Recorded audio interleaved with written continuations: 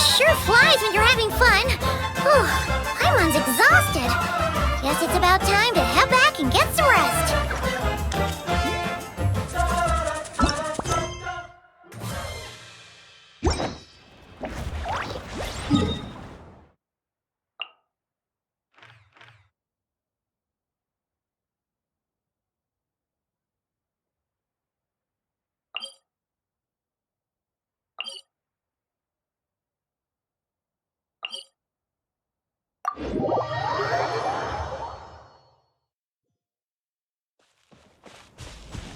Full throttle!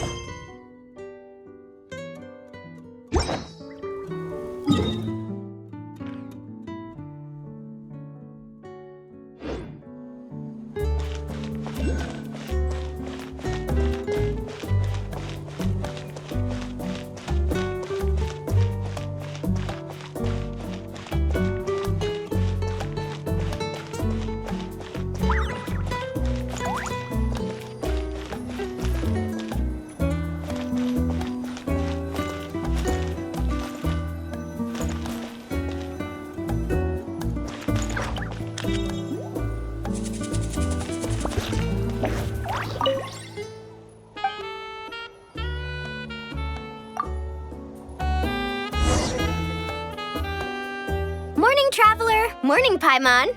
Thought I'd come over and say hi, puffer, floaters, and all. Morning, Mualani. How are you so full of energy? Weren't you the one partying the hardest last night? That was last night. I got a good night's sleep, and now I'm good as new. Here, take this. It's your prize for completing the album. I picked yours up, too, to save you the trip. Wow! Thanks, Mualani. That was so nice. When it comes to helping people, a good guide always thinks one step ahead, right? Oh, and speaking of work, I guess our vacation's almost over, huh? Probably for the best. If I don't head back soon, I'm worried my little doggy won't even remember me. And after talking to the others, it seems like everyone is just about ready to get back. Some are missing their families. Others are going through dandelion wine withdrawal, I guess. Even Chaska seems to be feeling it. Not that she'd ever admit it, but I have noticed her gazing back towards the Flower Feather clan at night. But summer's not over yet, so I say we squeeze a few more unforgettable moments into the time we've got left. Like another group photo. Hey, how about taking one right here? After all this time, Paimon's grown kind of attached to this place. Great idea! Why don't you spruce up this wall, and I'll go gather the others. See you over at the plaza!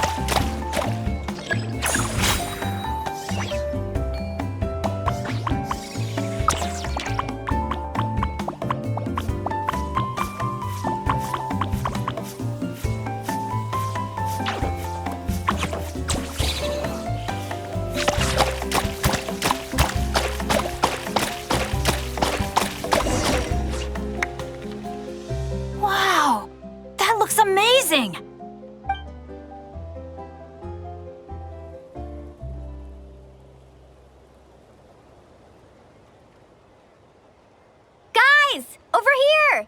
We're gonna take a picture together! Oh, not bad, not bad. You're all looking full of energy this morning. Not a trace of bedhead or dark circles in sight.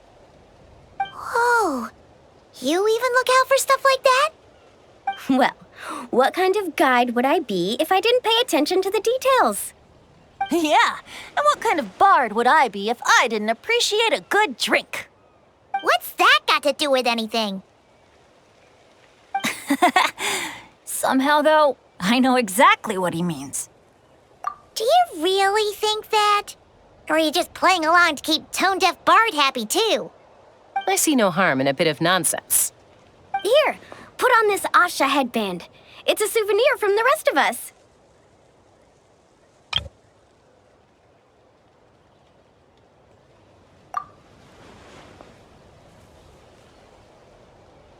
It really suits you. Alrighty then. 3, 2, 1.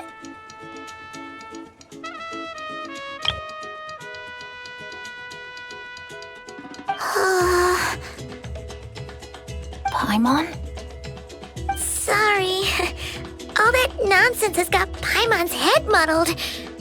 Her mind's gone completely blank. Don't want it all to end, huh? Are you worried once you say those words, the vacation will officially be over? How the...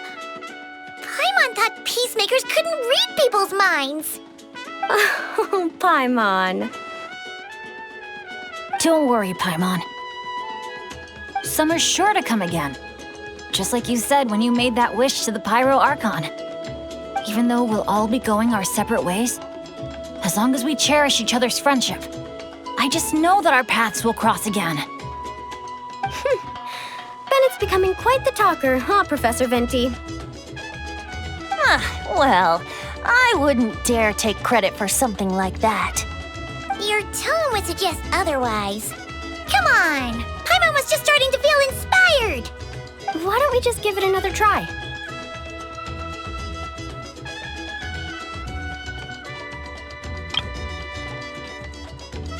Yeah, let's do it all together this time. Huh. What should we shout? Sounds good! 3, 2, 1... Lucky Star!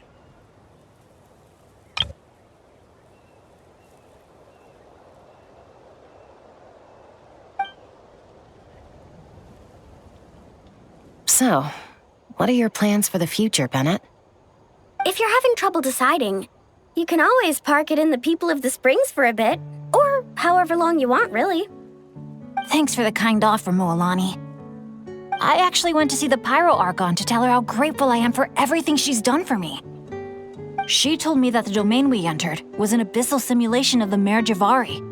It was extremely unstable, and now it's completely gone. Later, when we got on to talking about my future, she said I was more than welcome to stay here in Natlan, but also that she would respect my decision, whatever it turned out to be. And after thinking it over, long and hard, I've decided to return to Mondstadt. You miss your dads, don't you? That's definitely part of it. I promised to tell them everything that happened on this adventure, and I can't go back on my word. But also, when I said goodbye to my mom and dad, I promised them I'd become the most legendary adventurer in all of Teyvat someday. And no adventurer should stay in one place for too long. Bennett. What if your luck starts going downhill again the moment you leave Natlan? It's fine. The warmth and kindness I've experienced on this adventure is enough to get me through all the challenges that lie ahead. As I attempt to shape my own fate, I want to take that same kindness and pass it forward. That's something I've always believed in. Hear, hear! To our leader! To our leader, Bennett! Cheers!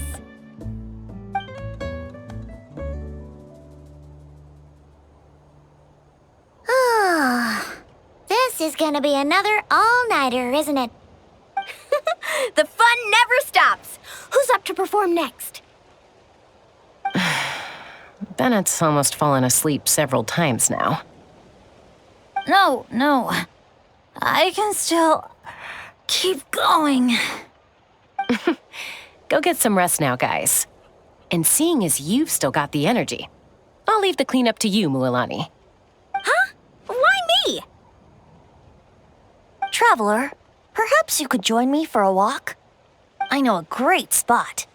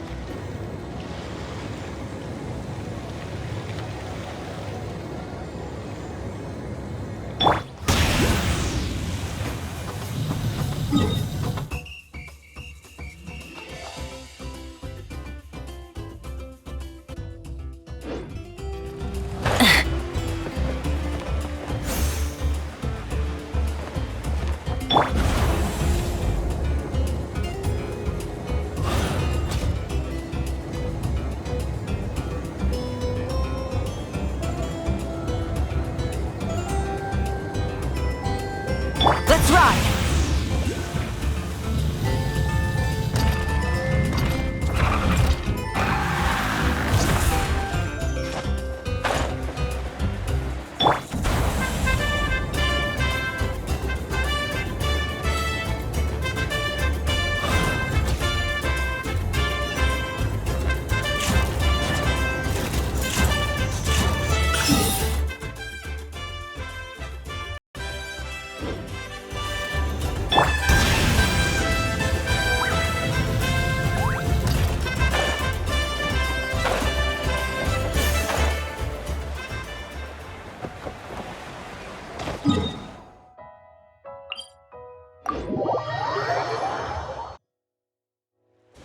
Try and stop me!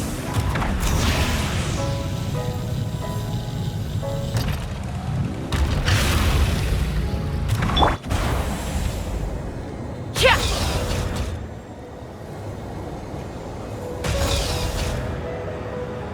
Let's ride!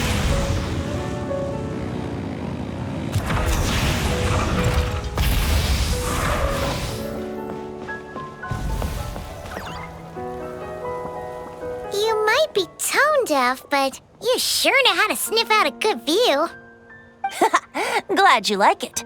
Some stories aren't meant for the birds, only for the stars high in the sky. More like a story that begins with time itself. Long, long ago, time began to write the story of this world. To her, all living beings were equal, both in their value and in significance. Like an ancient scroll, she engraved upon her memory all people, all events, all encounters, and all farewells. Back then, as an animal spirit, I had a chance encounter with time at the Thousand Winds Temple. Hearing my wishes, she entrusted me with fragments of her power and authority. Sounds like you've heard the story of time in the wind before. Charming, isn't it? Through the memories engraved in rituals, poems, ruins, and ancient texts, the same beings she considered so insignificant have met her, time and time again. So, this is the story you wanted to share? More like the prologue. The corruption of the Mare Javari is tied to time itself. To put it another way, it is a calamity present in every moment that will ever be. Unlike time herself, I have always cherished many wishes in my heart.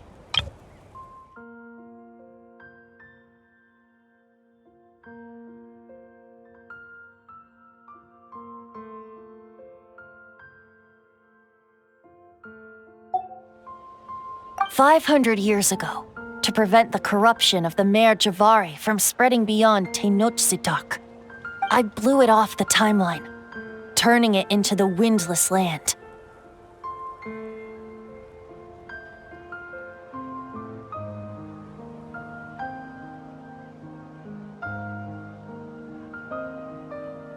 Oops, seems like I may have confused you.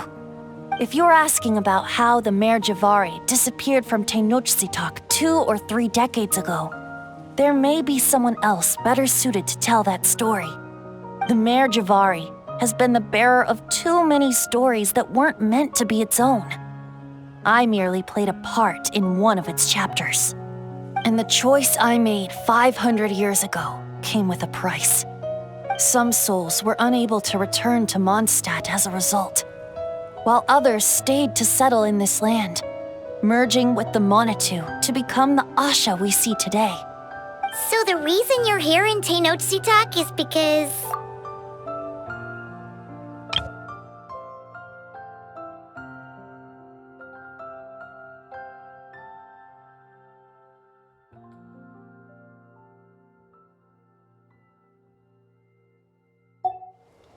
Correct. I'm here to collaborate with the current Pyro Archon, Mawika. Correct again. The flame was our signal. Only by having Mawika open a rift between that space and the true Mare Javari could I sneak in and bring back all the souls who wish to return. As for my little trick of bringing back memories as well, it's not the first time I've pulled that off.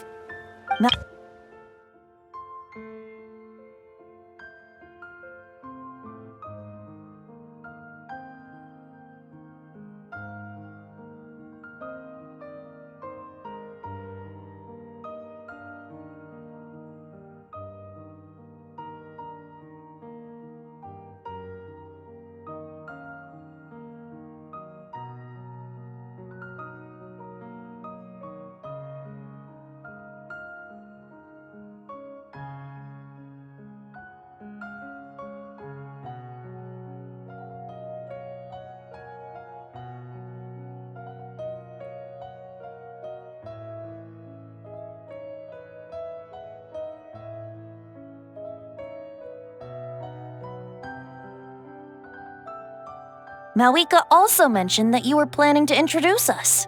Looks like I beat you to it, huh? I was glad to discover that she shares my love for fine wine and freedom. We got along great. Well, it really took it out of me for a few days. In fact, I still feel pretty dead on my feet even now. Oh, really? But thinking of all the Aether mead and dandelion wine still left to drink, I suppose I can hang in there a little longer. You don't look that tired to Paimon. So, don't think you can just pull out that little excuse and we'll suddenly foot all your bills. Oh, how you wound me, Paimon. You'll hook me up with some good liquor, won't you, traveler? I suppose to protect Mondstadt, and that everyone who wishes to stay there has the freedom to choose their own path.